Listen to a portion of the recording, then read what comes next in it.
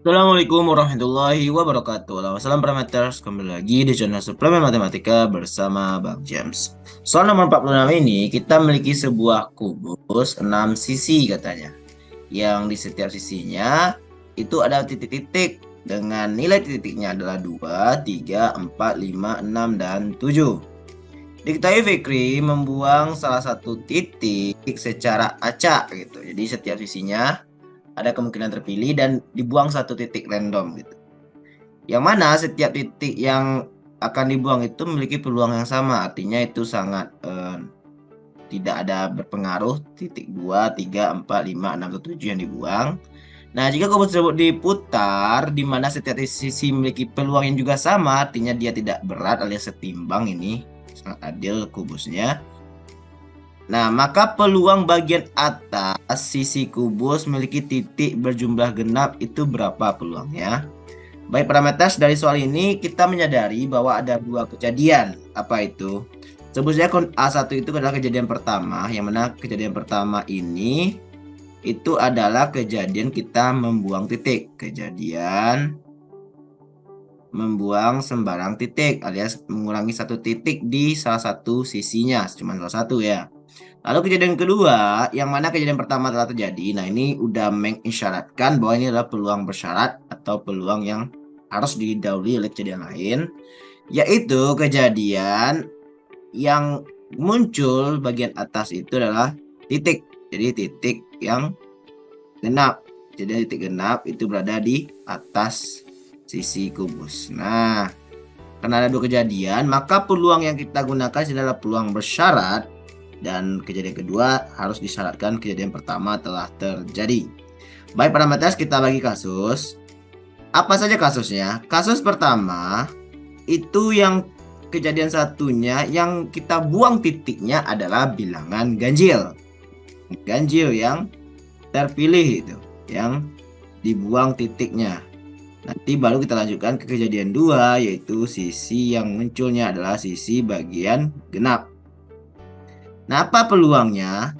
Karena jumlah ganjil dan genap sama, kita lihat bahwa ada 2, 4, 6 itu yang genap. Dan yang ganjil adalah 3, 5, 7. Maka kalau kita mau buang yang ganjil alias kita buang sebarang titik ganjil, itu peluang kejadiannya berapa? Jelas 3/6 alias setengah kalau kita sederhana. Sementara peluang kejadian yang kedua dengan syarat kejadian pertama telah terjadi, ya ini bersyarat ya parameter. Nah, kita buat dulu bersyarat biar pas A2 syarat A1 telah terjadi. Nah, A1-nya telah terjadi. Artinya apa parameter? Artinya jumlah genap akan bertambah satu karena ganjil udah terbuang satu. Misal 3 yang terbuang di 2 dia, 5 yang terbuang di 4 dia, 7 yang terbuang di 6 dia. Nah, peluang genap yang akan muncul di bagian atas akan bertambah, yaitu 3 tambah 1 per 6 alias 4/6 alias 2/3. Nah, itulah kondisi kasus pertama. Lalu untuk kasus kedua, maaf sebelumnya parameters. Nah, ini kondisi A1 dan A2. Maka dengan kasus ini peluang A1 dan A2 terjadi bagaimana? Karena dia harus terjadi berurutan ya parameters alias ini katanya dan, maka kita kalikan saja ya, setengah dikali 2/3. Jadinya 1/3. Nah, ini kejadian pertama atau kasus satu kita.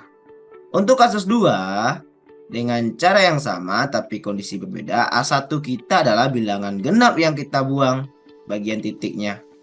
Nah, kejadian duanya tetap sesuai soal, yaitu kita melihat sisi genap yang muncul di bagian atas. Bagaimana peluang kita? Ya, tetap awalnya jelas ini 246 dan ganjilnya adalah 357. Tapi sekarang ini yang kita pilih, kalau tadi yang ganjil gitu. Maka peluang A1 kita terjadi bagaimana? Ya, tetap juga 3/6 alias setengah.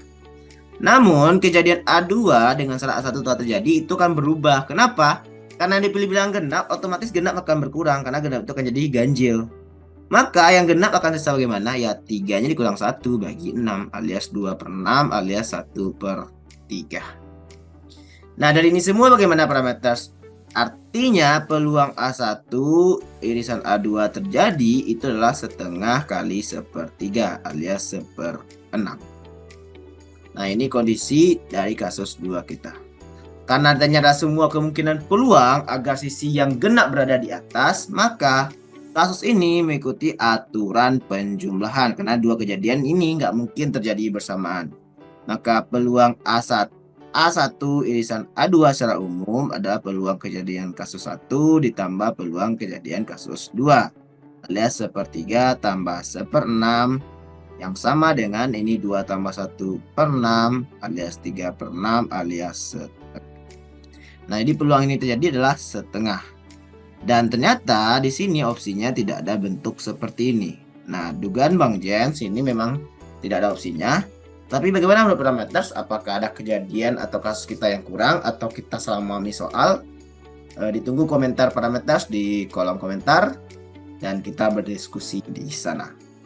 Baik parameters, sampai jumpa di video selanjutnya.